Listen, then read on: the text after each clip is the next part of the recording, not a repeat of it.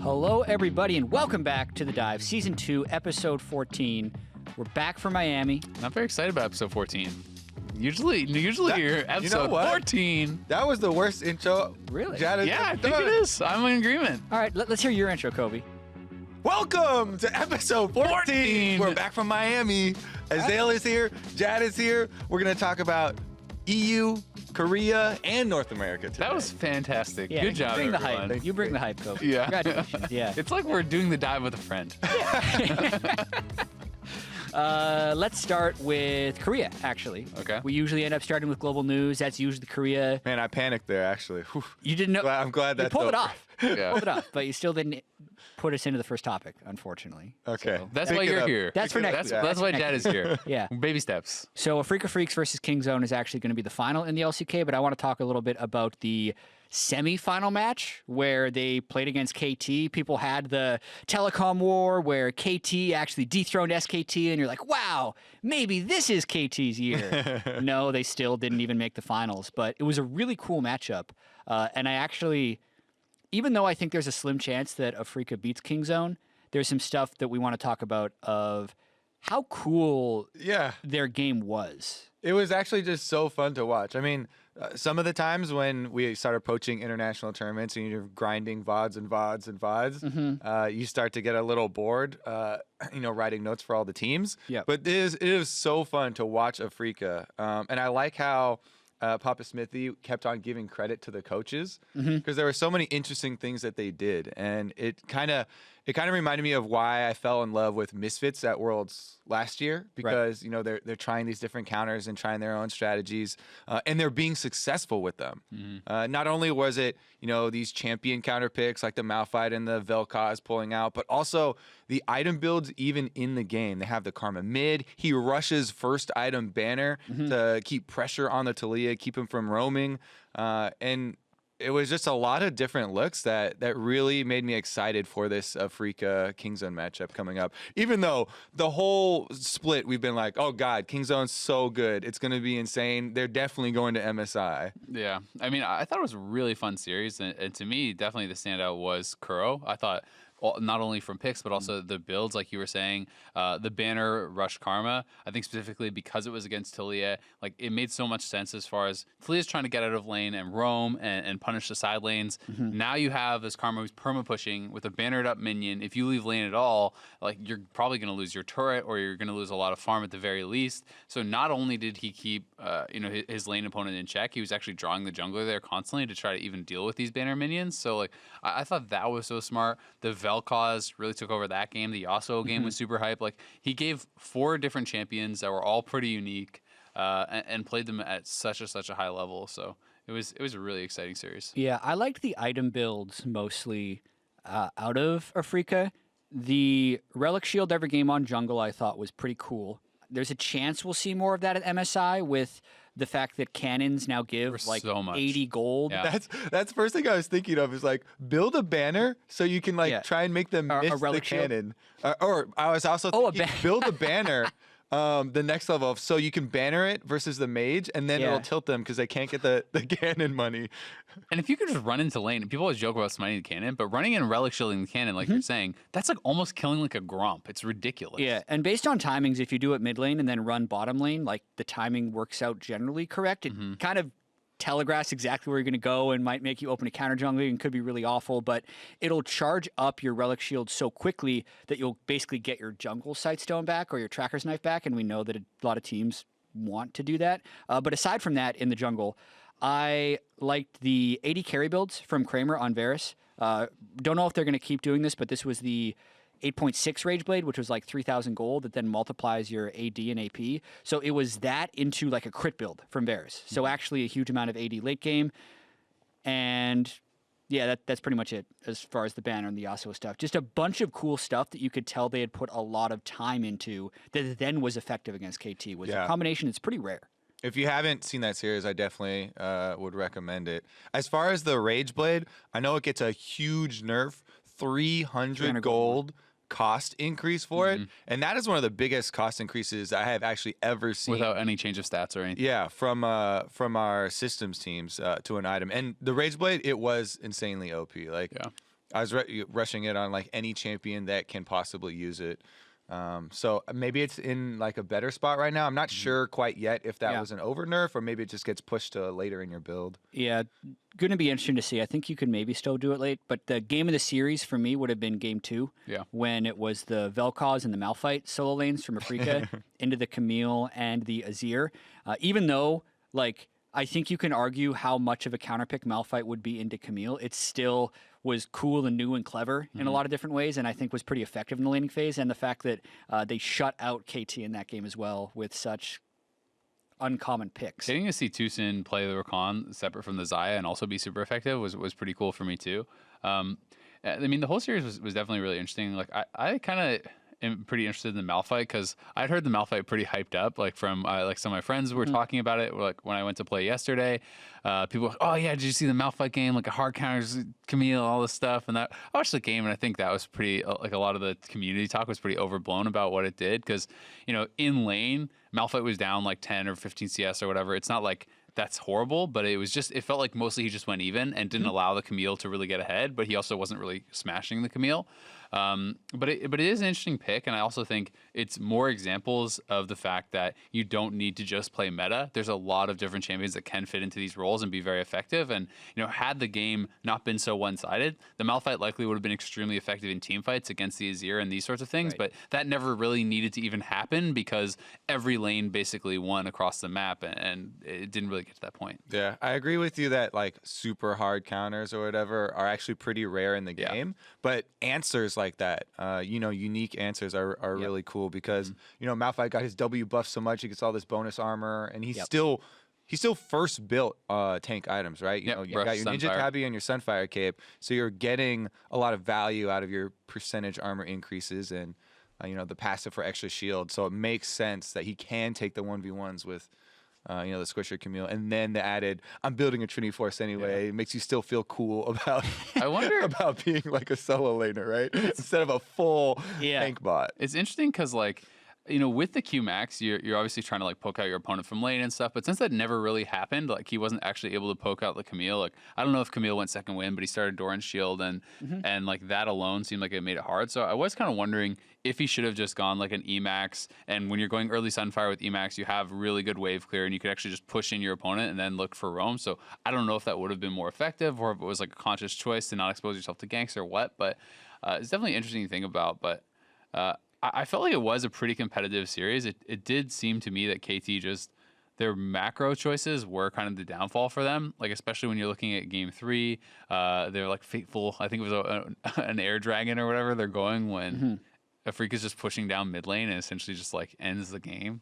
But I mean, it's got to be kind of disappointing for KT fans to constantly see them fall short in these ways, but it doesn't seem like they fixed a lot of their issues. Like they are still really strong laners, they're strong individually, but they don't work very well as a team. Hey man, they beat SKT.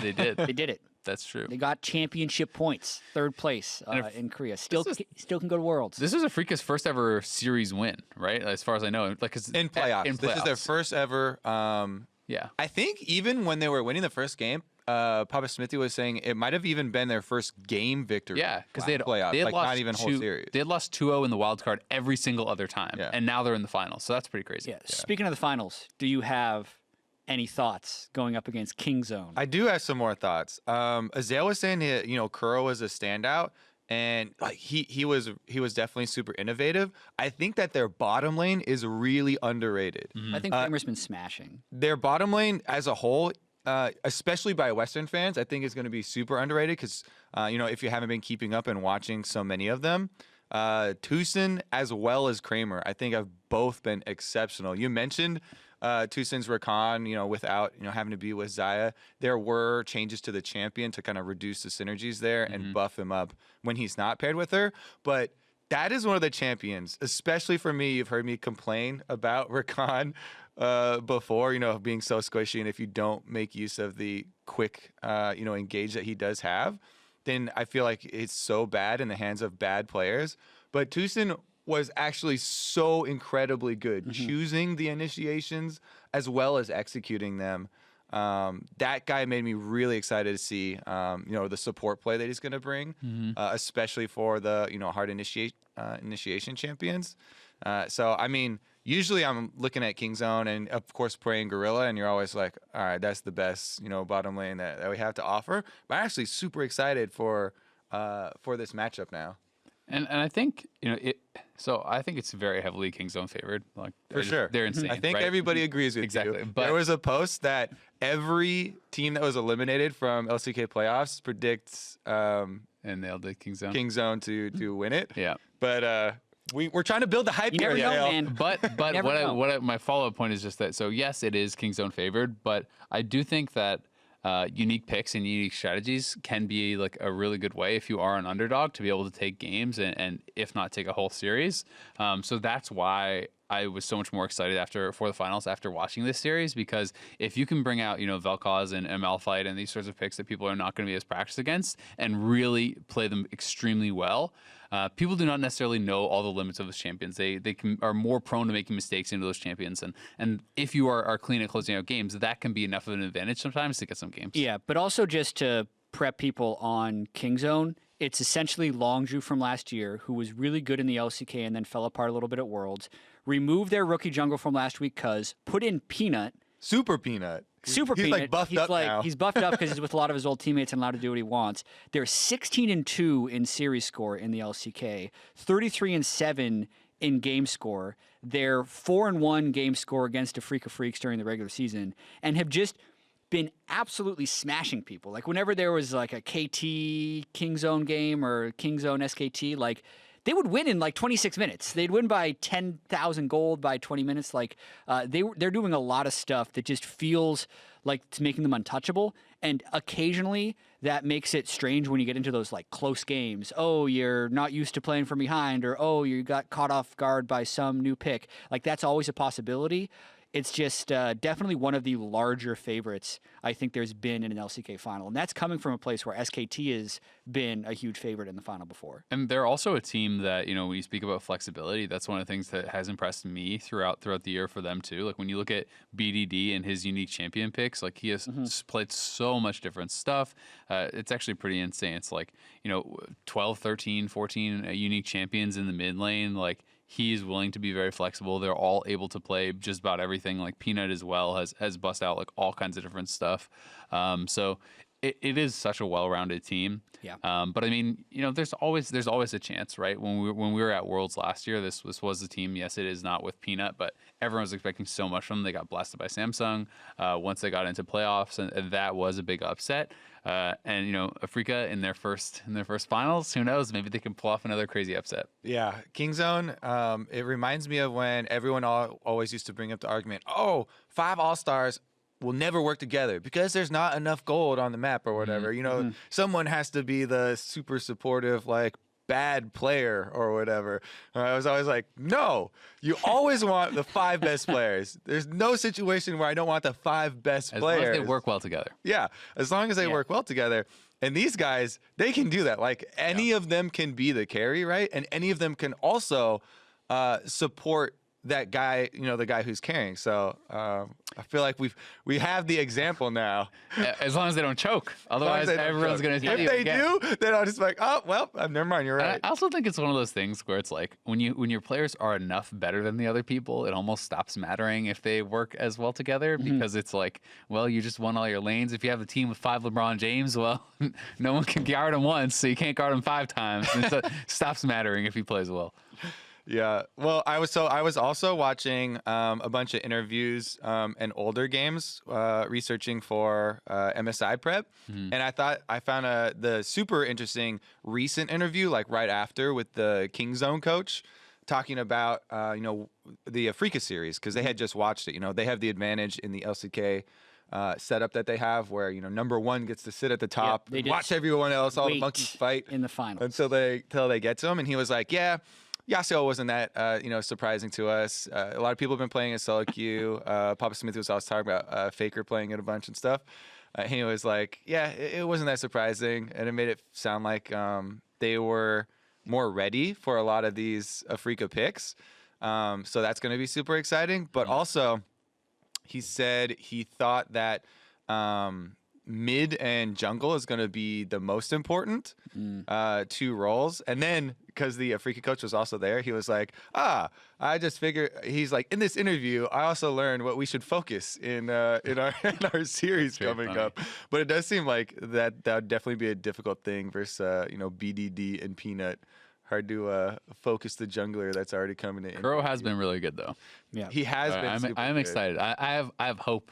Yeah, and there's also a little bit of a grudge match, right? Because if you look back to their old Rocks teams, which is somewhat of the incarnation of Kingzone Dragon X with Pregorilla and Peanut, Kuro was the mid laner on those teams, right? So Kuro kind of got outcast off into the other land because everyone said he was the weak link of those old teams, and actually has been smashing lately. So I'm looking forward to seeing that. But either way, it does mean SKT isn't going to MSI. 0%. G2 lost to Fnatic, which we're going to talk about really soon. So not the same European team going to MSI.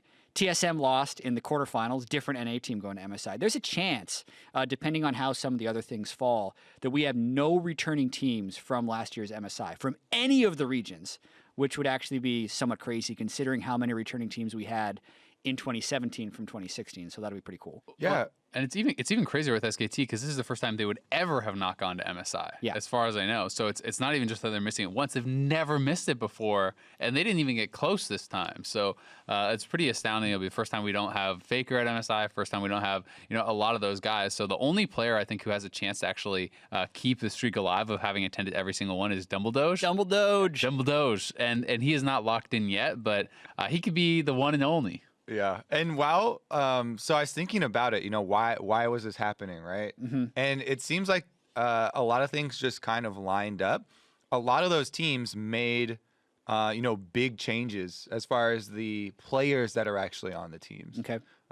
Even though, all the defending champions, the teams are very solid. In a lot of the regions also, the surrounding opponents made a lot of upgrades. So it made sense if you look down at, team by team, region by region, what they're going up against and the changes that did happen. But it's still crazy because, in past years, SKT has made changes. They've made changes like every single year. Yeah. But different top laner every single year. One of the things I think kind of went wrong for SKT was I think they were expecting that they would have gotten a top laner, and I had heard a number of rumors about various top laners that they extended offers to and got rejected, and that is probably not something you're expecting if you're SKT, right? This is a team that has by far like the most dominant history in League of Legends. Willy Wonka gold ticket is at your door, and you're like, nah, dog. I'll have some steamed broccoli over here. I'm fine. But yeah, they got turned down by reportedly a number of top laners, including some from North America, from people like in China, various things, and even it was pretty publicized that they were pursuing Marin, and then Marin decided to take spring off. So like they got rid of Huni, they go after all these guys like it's no problem, we'll just grab the best of the best like usual. No one was available. No one wanted to come. And now Marin, even for summer, has signed in the LPL. So I was expecting if things didn't work out in spring that he would go to SKT in summer, but he's off his break and he's not available there. So it'll be interesting to see how SKT is able to bounce back or if they are able to bounce back. Yeah, well, Marin actually signed with like a bottom tier LPL team. Yeah, it's Top, I want to say, is the team. I think that's the name of them. But yeah, SKT, I think one thing that happened last year with Peanut and Huni is potentially like think about it if you are a top laner and you're thinking about playing on SKT with Faker. Like Peanut and Huni were somewhat outcasts, right? Like you're not guaranteed your starting spot the whole year because if you're underperforming a little bit, they're going to sub in a different guy for you. There's a chance you're only there for 1 year anyway because we know that that's Faker's show, right? So maybe it's not as attractive as a place as it used to be. And I wonder if they're going to get anyone for summer because we know with all the long-term contracts that so many guys are signing, I don't think we're going to have the same amount of turnover worldwide that we normally do between spring and summer. So them losing in the playoffs to KT and getting 4th place in LCK, there's a chance they don't make Worlds, right? Like a very real possibility that we're going to have to track in the summer split. We're going to start that conversation now, Kobe. We're going to bring back the meme. Can SKT still make Worlds? I mean, it's funny, but it's a little bit true, right? And I actually do think it's a really good point that you bring up because I've always had the impression that like SKT is legendarily very strict, right? Like even Peanut talking about it, it's not like it's kind of a no fun zone. It's like super serious all the time, focused on the game. It's about winning, right? And this is the team that always won. And for the first time last year, they looked somewhat vulnerable. And if the only reason you go to SKT is to win, and you are no longer like have this kind of winning's no longer guaranteed, invincible aura around you, that you're like, okay, I'll go there, I'll work really hard. It might not be fun, but I'm going to be a world champion. And if you don't think that that is the best possible chance to do it, and it's not going to be fun, and it's going to be really strict in these sorts of things, then all of a sudden you're like, well, do I like? And potentially other teams are paying you more too. Exactly. So that it starts to lose some of its luster. Also, a decent amount of the players had the mentality like Smeb heading into it already. He was like, I'm not going to play on a team with Faker. I want to be the one that beats Faker. And that's kind of the mentality that he had when he joined KT and all that, and that's been his goal ever since Rocks Tigers. In the end, it was actually Samsung. In the end, he should have stayed on the old team. He should be in Khan's position. But let's move on from LCK. Right. Go to the European LCS, where Fnatic had a 3-0 against G2 with Pentas aplenty. Yeah, I combined it. One official Penta. With two unofficial pentas because the timer ran out in game 1 on Reckless's Tristana pentakill. But still a pretty interesting series nonetheless. Personally, like, they had a sub-top laner for Soaz who was on tank duty. We'll talk about him later. We're going to talk about the gameplay first. But I was specifically impressed with Fnatic's game 3. And the reason was when they were doing the Baron dance, it was Caps' Rise doing a lot of split push duty, and then Reckless and the rest of the team just having really good wave management, which is something they weren't capable of doing last year. Reckless actually said when he was on the Euphoria podcast how last year the reason he was split pushing so much was because Caps didn't know how to play side lane. So it was always Caps in the mid lane, Rex on the side lane, which isn't really the optimal way to play League of Legends. And this year, Fnatic's been all about not needing to get kills to win, and instead playing the map to get wins. And I thought Game 3 in that series was the largest indicator that they were capable of doing that, because they weren't necessarily up in kills the whole time, and they just kept extending this lead, getting turrets, getting inhibitors, and pressuring Baron. And they were so much better than G2 at that, which was the biggest standout to me, because we know Caps and Reckless are capable of winning 1v1, but the fact that they can win team play actually makes them a much more dangerous team. Yeah, I think Game 3 was definitely a good example of that, and Games 1 and 2 were good examples of literally them being better at 5-on-5 team fighting. Like the fact that in game number 1 they won like 3 team fights back to back, and G2 had started with this like 5,000 gold lead or something. With the Jinx and Tom Kench as well. Yeah. I mean, yes, Fnatic had drafted Braum compared to Tom Kench, where there's a huge discrepancy in what you're going to bring to a 5-on-5. And Reckless was a monster, and he did get multiple pentas in this series. But I really think a lot of credit should be given to the Fnatic frontline, the kind of unsung heroes of the 5-on-5 team fighting is always the tank role, where they had such good flanks from Bwipo, the top laning you're talking about, as well as Broxa and Hylissang, all denying the enemy AD carry time to get auto attacks off by focusing with crowd control, and really good zoning, and also trying to peel the enemy tanks for Reckless. I just felt like the frontline difference allowed for so much uptime for Reckless as compared to Hjarnan. It was just insane, and it led to these crazy numbers like 1.4 thousand DPM for Reckless on the Tristana game and stuff like that.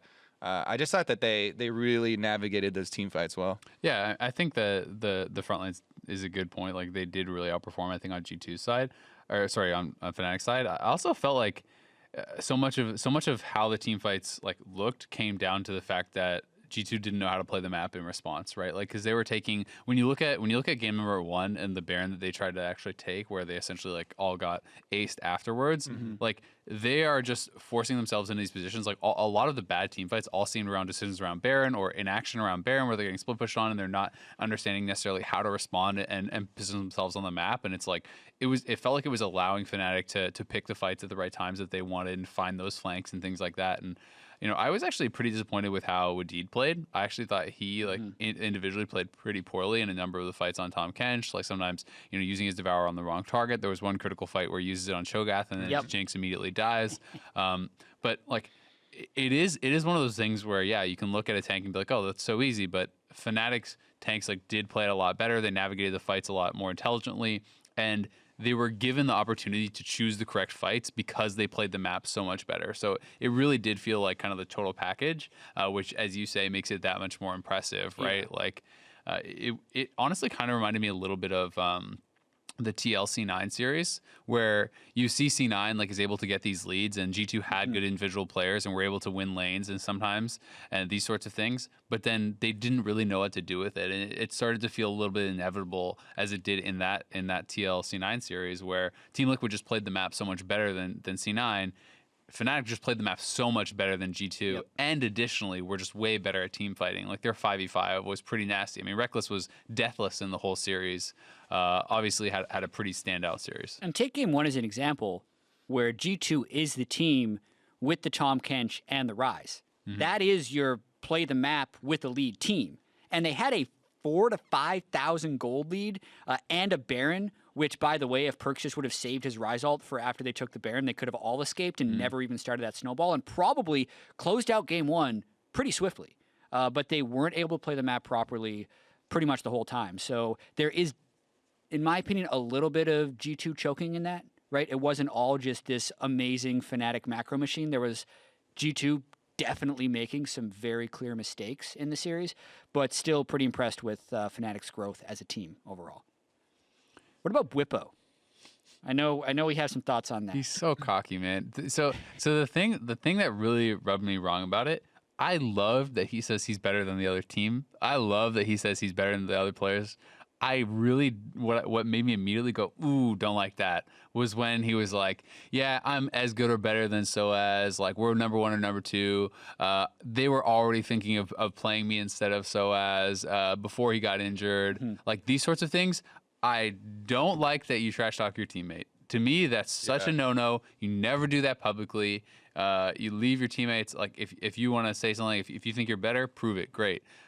I love trash talking the other teams. Like, that's great. But as far as like, there's nothing worse for hurting team morale than that sort of infighting, and even taking, like, you know, locker room topics or whatever, going public, you know, that sort of thing. Like, if you think you're better than them, prove it, and you'll get played, and people will understand that, right? Like, that is what really kind of rubbed me wrong about it. So as soon as he started talking bad about his teammate Soaz, who has such a tremendous career, is known as one of the greatest players in EU, not only did it seem insanely cocky, but it just seemed like, come on, man, have some class. Yeah, I 100% agree with you there. Yeah, not a lot of room for argument on the other side, honestly. He did clarify a little bit on Twitter. He's like, I want to make a statement on my recent behavior.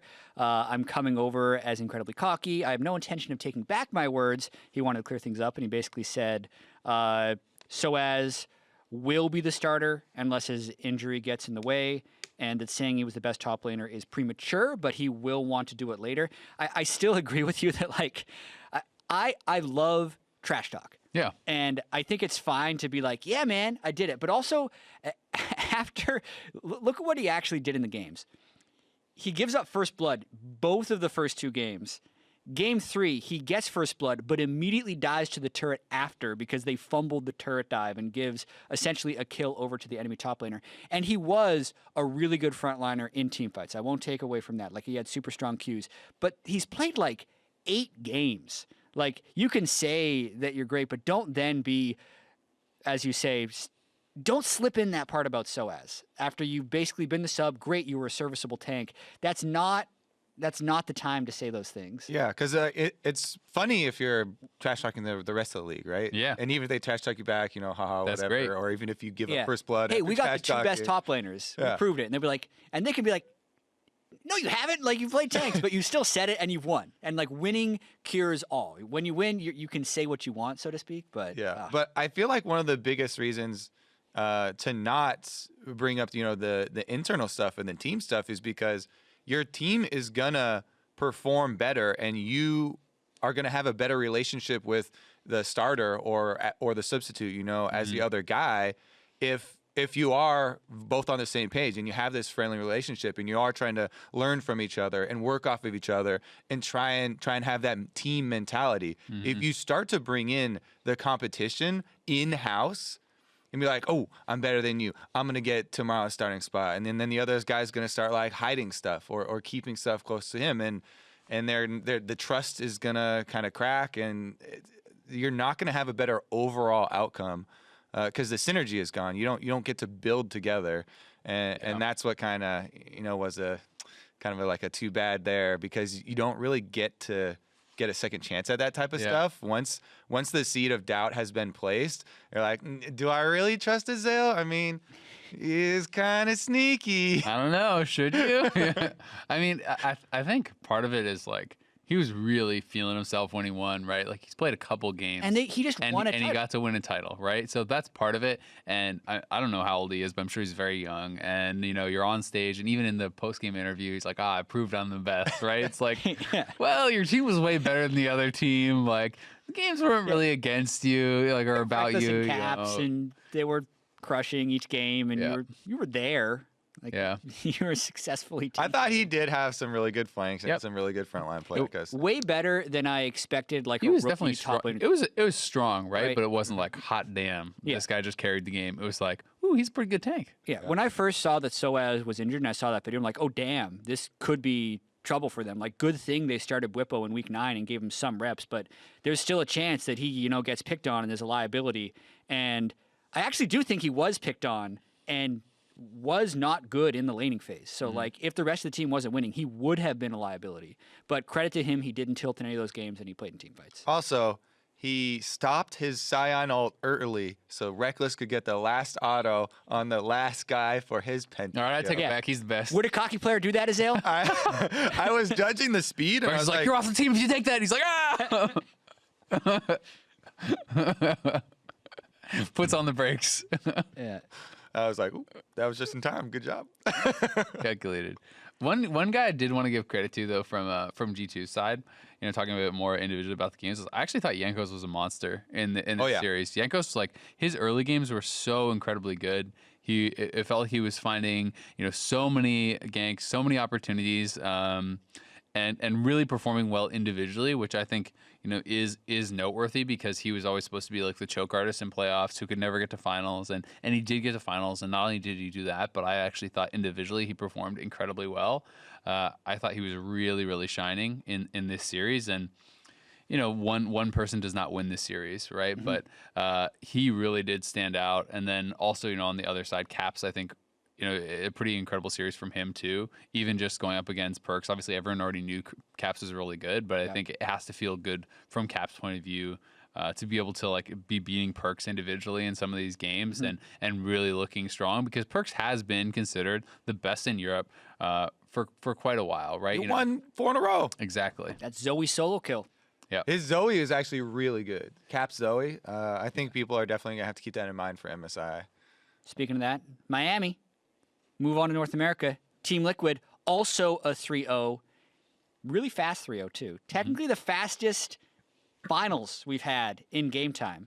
Second fastest series we've had, with the fastest being the third place match of Echo Fox demolishing Clutch. It was a fast weekend, but let's just start with thoughts on TL and the way they kind of came together throughout this season, because they started hot. They were 5-1. Then they lost that showdown with Cloud9. Seemed to be finding themselves throughout the rest of the regular season. But as soon as playoffs rolled around and they committed to bot lane priority, it worked, and it didn't seem like anyone could touch them. Yeah, I think the journey, this split, was really interesting for Team Liquid because of the kind of tribulations that you talk about them going through. There were questions at times, during the regular season, Impact actually wasn't consistent. He was bad in a lot of games. Yeah, there were times, and then there was a lot of interviews and stuff in the public about Doublelift and Ole not having instant synergy, and going through a process of how do we give and take feedback, and that's a difficult thing to do. You know, Fortune 500 companies struggle with that stuff for years and years, but it seems like they were able to make a lot of headway in a lot of these areas. You know, the communication they talked about, you know, one example was the Mia calls or whatever, where Smoothie specifically was like roaming on them, killing, you know, top side, killing bottom side, that type of stuff. They were able to clean up that communication. It seems like the bottom lane is working better together.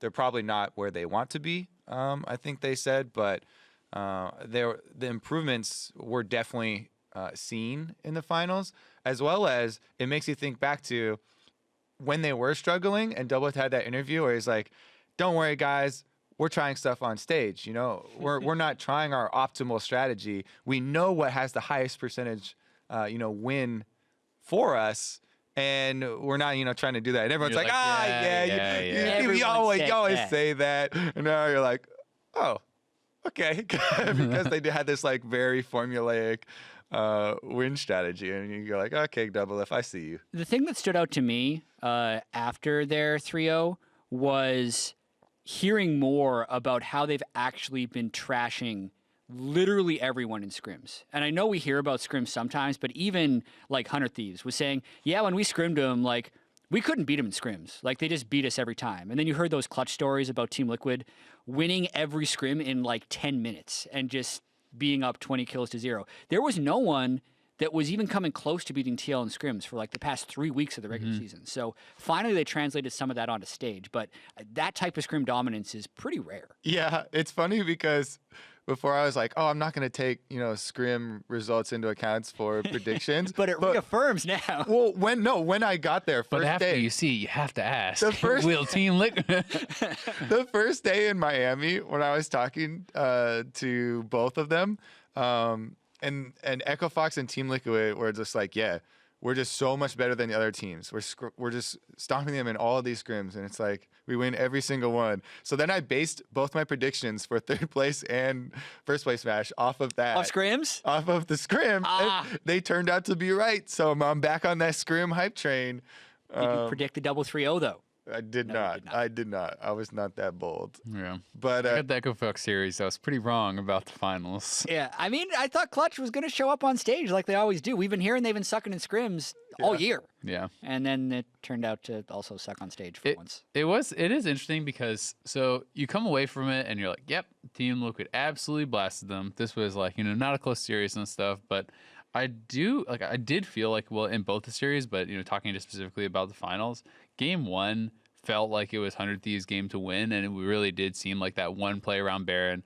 The Baron gets stolen by Smithy, and that was enabled by like a really nice play from Impact because he actually throws his like goop over the wall on Singe. I can't think what that ability is called. Mega adhesive. Which grounds. I got you. I think you said that in the cast too. Did I? I wasn't casting. Oh no, never mind. It was Irene. It was Irene. He had the same thing where he couldn't think of the name. He called it like Goop also. There you go. Or whatever. That was pretty. Your minds think alike, but that denied Afromu from actually like stopping the steal, right? Because that is a standard play. Your Alistar stands to the edge. He wards over the wall, and when you're getting ready to smite, he headbutts the jungler out of range because, and that's how you prevent it. That's what they were counting on, but I don't think they even took into consideration the fact that Singe could actually go for this sort of play. But that in combination with the fact that Smithy actually pulled it off, turned that game on its head. And I really felt like from that game state, it was 100 Thieves' game, you know, if they get that Baron. And everything went bad after that. Game 2, game 3, like it felt like a little bit of mental boom to me. So it's really interesting to kind of see, A, Team Liquid played incredibly well, but B, like, what would the series have looked like, you know, if that didn't happen? Yeah, I will say that was a huge moment in the series. The game leading up to 100 Thieves set up to the Baron was still in TL's favor, right? Like, yes, there was that brief moment in time where 100 Thieves was in a position to win, but TL had bot lane priority with Caitlyn. They had like a 2,000 gold lead. And then it was actually 100 Thieves who generated a few Skarner picks to get it even in gold and then force the Baron, which could have given them momentum in that game. But I think Team Liquid was actually winning the early game in that one. If I recall, Team Liquid was down in gold because 100 Thieves swapped top, Not took before the first turret, got first blood as well. They were losing in lane, but after the lane swap top, they were up in gold. I'm kind of remembering more like Jat, where Team Liquid had the momentum or some leads early. Then 100 Thieves started making multiple plays, and it was through a lot of playmaking that 100 Thieves got this opportunity. Exactly. Like they were in a position to win before the Baron, for sure. Yeah, that's but what it I'm was talking about, basically like, they that time picked double of the lift, Baron. and that's what gave them the opportunity. Before that, it was TO winning the early game. Yeah.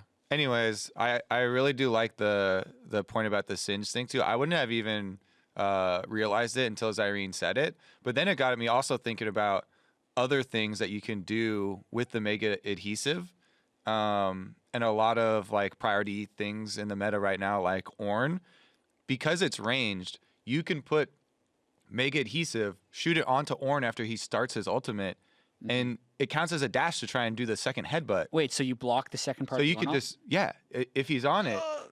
I feel like that's a range counter to Ornn ultimate, so you don't have to just have Braum. And so more picks like that, like you're talking about, Azelle, earlier about the creativity of teams like Afrika. Yeah. I think that'll be super interesting because there has been so much discussion on Impact for the last like 2 years almost about how he's only this tank player.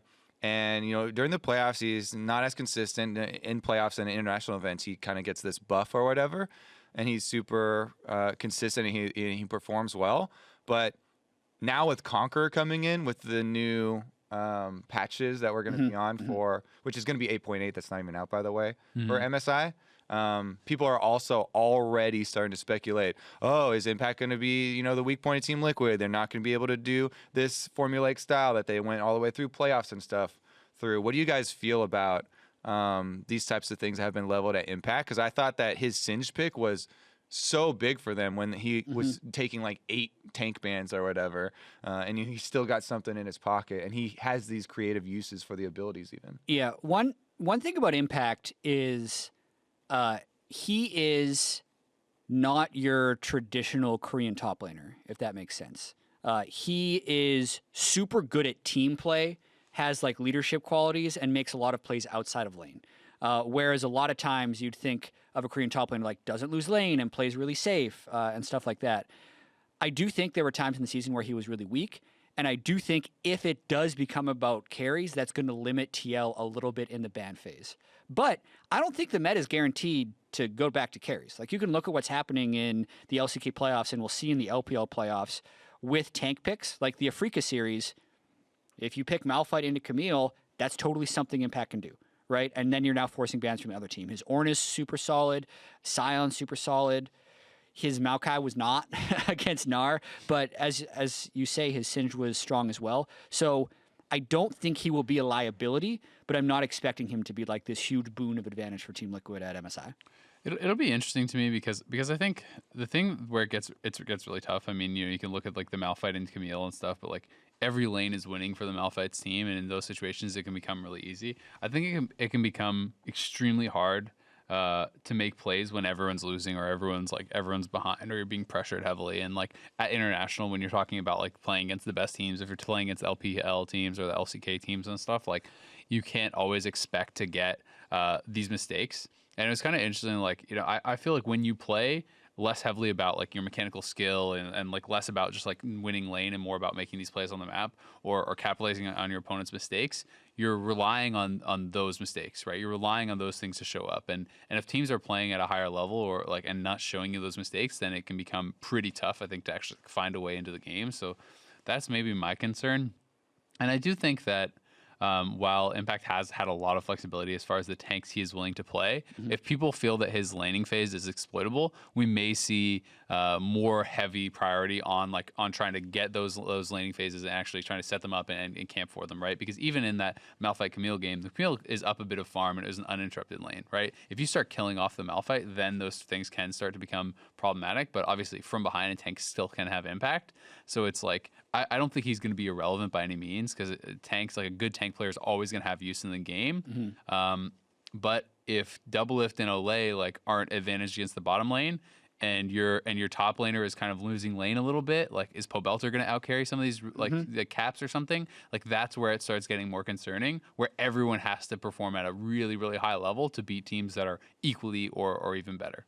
I would even challenge the idea that Impact is going to be only a tank player.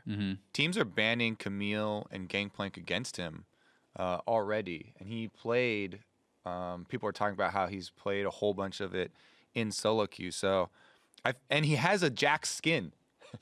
He has an SKT Jack skin. Yep. Like I feel like he has it in him to, show some more looks for us. So. I'm definitely curious to see what it will look like, right? I mean, yes, I think that he, has a much higher tendency to play the tanks, and it's probably going to tend towards that. But yeah, I wouldn't completely rule it out. But there's also a reason, I mean, that like when you look at the received bans, it's all tanks. Their most received bans are all tanks for top lane. When you look at the bans that they're doing, they banned GP in 90% of the games, and the only games that they didn't ban it in was when their opponents banned it, because GP is good into tanks, right? Like they very clearly wanted to play tanks and play into tanks. It's the same reason they banned a lot of Cho'Gath and like as well, and they had a really high focus on that throughout playoffs, and I think that's a totally valid strategy. And can work. And I do agree he can play GP. When you think about some of his best games in the past in NA LCS, it was playing GP and holding on against heavy pressure and these sorts of things. So he certainly is capable. I'm looking at it more from the point of view of like, is he exploitable maybe against like the very, very best teams? I think probably, yeah. But like, we talked about before, they're probably not good. Like Kingzone, it's not reasonable to expect to beat them anyway, probably. And if IG or whoever like people are expecting comes out of China, that's going to be a very uphill battle anyway.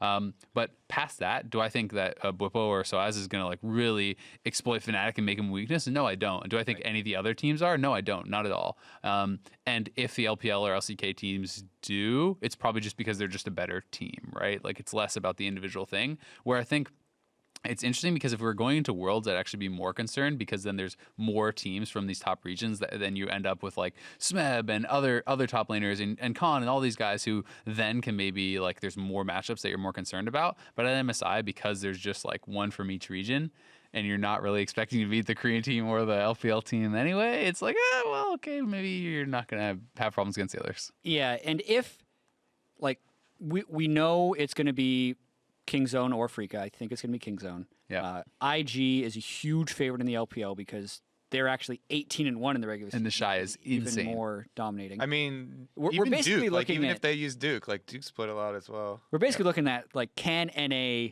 finish top 4 to make it bracket stage? Yes. Because we know they're in the group stage with 2 other teams that will be determined from the play-in stage. Maybe it will be the Vietnam team and the LMS if like patterns hold. And then it's kind of about the showdown between Fnatic and TL. Who's going to, like, what's your first impression on their matchup with Fnatic? Because that's essentially kind of what we're arguing. I don't think we're going to argue that TL should be favored against IG or against Kingzone if they make it. I think that Vietnam is also going to be super fearsome. So that's it's interesting because it's not the Gigabyte Marines. Right, but so there's been so much about Vietnam, how big the region is, and also like other good players have come out of Vietnam. So I'm looking forward again, to the kind of the reveal, because I feel like there's a reason that they were made, into their own region this time around, and have a spot.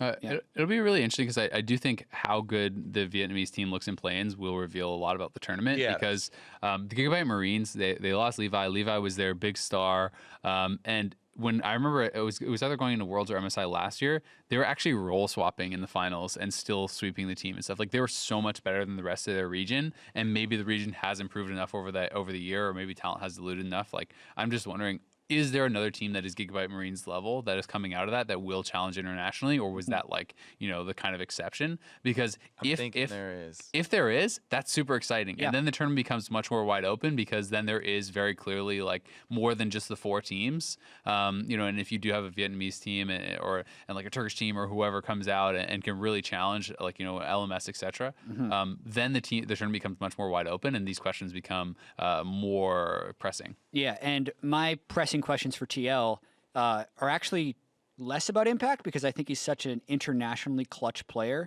and more about whether Doublelift can have a good showing internationally because he always seems to dominate domestically and then isn't great on international stage. And then Pobelter and Xmithie, if you think back to week 2 Worlds last year when Immortals had that collapse, they didn't keep up with the meta. Xmithie was playing Jungle Ezreal, and we had all these graphics prep to talk about how great Pobelter's week 1 was, and as soon as we did that, he started feeding. Like, those two guys definitely choked in the second week of Worlds, and that's what I'm interested in doing. Xmithie's had a good MSI before. He made it to finals on COG. Pobelter hasn't. He wasn't on that COG team. Doublelift was also not on that COG team when that happened. So those are actually my bigger questions towards whether or not TL can succeed is what's Pobelter and Xmithie going to do against Peanut BDD or if Rookie gets there, like and or even Broxa Caps. Because those guys have had a really good duo throughout all the EU LCS. So that's what I'm really interested in. It's also kind of interesting because Doublelift has never actually gone to MSI. And, you know, like, and that's something that you wouldn't necessarily realize because he's been around forever and he's gone to Worlds a ton of times, but he's never actually been on the team that is one spring split because with CLG, it was after he left and 6A was there. And then with TSM, most recently, it was with Wild Turtle while he was taking spring off. So he hasn't actually gone himself. And this is an opportunity for him to kind of have, you know, a big international showing. But as far as against Fnatic, like I think that TL definitely has the ability to beat Fnatic, and Fnatic definitely has the ability to beat TL. I think it's going to come down to like how these teams are playing as far as the meta goes and how they're working together, because both of them looked like severely outclassed their opponents and played the map much more intelligently than their opponents in the finals. So like these are two teams that I think should be fairly evenly matched as far as when you look at like individual skill, as far as you look being able to play the map and these sorts of things, and it could be pretty interesting because I do agree, Jat, that like.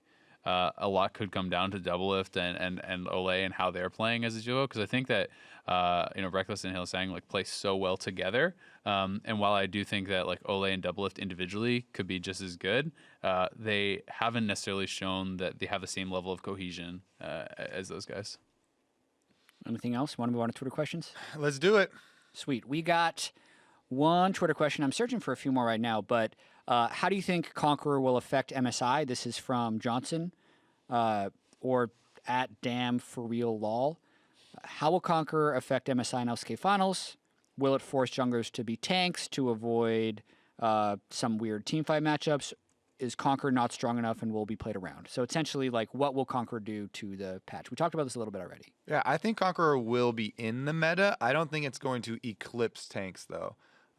As a lot of people were like, oh, Conqueror is in, can't play tanks anymore because it, you know, true damage conversion, and it's so good for bruisers. We already saw some LCK playoffs with Conqueror. You know, they're on 8.6 already, and tanks are still getting played just fine. There are, I think it will be used though, right? I think it does add some diversity. Yeah, I'm kind of a similar opinion. I mean, I think that the champions it's good on just kind of got better, but it didn't like completely change the situations in which you would use them, right? And some of the champions who it's like super good on, like by far the best on, are also just really risky. Like I think one of the biggest winners for Conqueror, and I think we even talked about this probably when it was coming out, is Tryndamere. Tryndamere is actually super strong with Conqueror, but is Tryndamere a competitive pick? What do you play it into? That's my point, right? So it's like it doesn't like a lot of the champions that are like super good with it. You probably won't even use in competitive. It doesn't necessarily change the situations in which you would use the champions. I think Kled might be a better example because he's closer to the meta. It's super good on Kled, you know. So maybe we see, but like you're saying, it's not going to change the situation that you see that champion in. Exactly. It does make him better. And even with Kled, press the attack is like the same win rate as Conqueror, right? Like it's not actually even massively better. Like the only one that I can really think of, and I'm trying to actually look through and see if there's anything that I'm not thinking of, that it is massively better on, does seem to be like Tryndamere. Because, you know, even Camille, we still see people taking comments sometimes. Press the attack is better in like these short matchups. It's like it's really about like grinding it out on tanks and these sorts of things. But Conqueror does affect it. I mean, LCK and LPL and stuff we've seen like Renekton with Conqueror. Like I do think that you can see like, you know, Fiora and Kled and even Camille and these sorts of champions bringing it. We saw Yasuo in the African series play Conqueror as well, but that wasn't even into a tank, right? Like I think it's good, but it doesn't completely changed the meta. It's just like you have to already be good at playing that style, and split push is just a very hard style to do. So it's not like you're going to see TL completely abandon the tank strategy and be like, no, we're going to split push with impact every game because of Conqueror. It's not that much better. It's interesting too about the win rates with things like that when there are similar keystones, and a lot of the success of a keystone will depend not on the champion that you're using, but on the champions that you're against. Yep. And the faith that I have in like the general population choosing the right keystones against the right Totally. opponent or whatever. And that I'm totally Yasuo. comes into play. I'm playing too. Conqueror rather than thinking about I'm Yasuo in this matchup. Therefore, I'm going to take Conqueror. Yeah, like I actually think that in the mid lane matchup into, I believe he was playing into Talia, it's actually just better to be press the attack probably, right? Like it's for bursting and stuff. Yeah. But You just reminded me. Fleet, maybe. You just reminded me of Kuro's dragon fight. That was hype. the Yasuo dragon fight where he gets the knock off and they just. couldn't have done that without. That's Conqueror. a good series. Plug the Afrika Yeah, series again. Go watch it. That thing's awesome. Next Twitter question, Elliot James Menge says, first, hope you had safe travels back to LA. Thank you. I actually really hate the Miami to LA flight because it's deceptively long. But I'll continue the Twitter question. I've heard a lot about aggressive play styles in other regions compared to NA and wonder if you think TL's style, especially from finals, will be able to match them at MSI. I mean, I think so. It's about minimizing mistakes, right? Like it's not like you have to play ultra aggressive, but like when you watch the LPL, a lot of their games are decided, on these ultra aggressive like 5-man bot plays and these sorts of things that people are able to pull off. And if a team is able to, is going for that sort of play and you can deflect it or shut it down, then you have a big advantage, right? If you do not, then you're probably screwed because if you lose your bot duo and you lose the turret and you lose all those things, the game snowballs, and the teams are good enough to do that. So it's to me the question is how well can they prepare for those strategies and deflect them, right? Because I don't think that overnight you can just change your entire strategy and adapt to that. So it's how well can you respond? Yeah, I would say that Team Liquid has scrimmed a bunch with Echo Fox, and Echo Fox are an extremely aggressive team, even more in scrims that we have never even seen than on stage. I've also heard that Echo Fox doesn't have a huge amount of value scrimming against because That might be true too. they always just 2v2 top lane. So you're wondering, like, what do? We either counter gank or we know Dardoch's not going to be in bottom lane or mid lane, so do we gank those? Because it's going to be top. And they just like drill that over and over again. So if you're expecting someone to camp top lane, Echo Fox is a great scrim opponent because they're really good at that. But that's always one of those funny things. One thing I think that changes a bit, and probably like playing against Echo Fox is probably really good prep for like the super aggressive teams for top side of the map. Yeah. But their bottom side of the map, compared to some of the LPL bot lanes, which are pretty insane and super aggressive. And that's one of the differences to me is how heavily the focus is always there. Like it seems like no matter what, they're going to all be bot. It's going to be this insane fight. Like, and the thing is, it's weird because I want to say like it's like a high risk, high reward type situation. But then when you watch IG and they just like do it every game and it works every game, you're How like, risky is it you're really? like, yeah, like is it even that risky if you can do it perfectly? Like if you can just set it up this well, and I guess I'm really hoping that IG qualifies because I want to see IG versus Kingzone. Like that's like my dream matchup to watch at MSI because I think that would be so exciting. I'm hoping they make it based on the regular season and also to see if the LPL is playing the game right, so to speak. Because they play it different. They play it differently. They're the one region that actually feels like they're not a part of the same global meta that everyone else is. They play on average 5 minutes faster than other regions. We just had the fastest finals week ever. We're the best. We're Take it China. back. Just saying. I know our playoffs were definitely fast, saying. but That's the true. league in general playing I know. 5 minutes faster than everyone else. I want to see how that manifests at MSI. But you guys got anything else, Dad? I think that's the last Twitter question I was able to pull. You did a great job. Thanks, man. I'm proud of you. That's going to do it for episode 14 of The Dive. Spring Split is done. TL's going to MSI. Fnatic's going to MSI. Still a few more teams to qualify. Kingzone's going to. LPL Playoffs is just starting, by the way. There's an 18 still playoff. make MSI? First game is tonight between RNG and Team WE. So watch that one because somehow those guys are playing in the first round of the playoffs based on regular season results. We will announce at a later date when our next episode is. Keep tuned for it. We'll probably still be releasing on Wednesday for our next one, but keep your hands on Twitter for Riot Azale, Riot Kobe, Riot Chat. We will tweet as soon as we know when our next episode is. So see you then.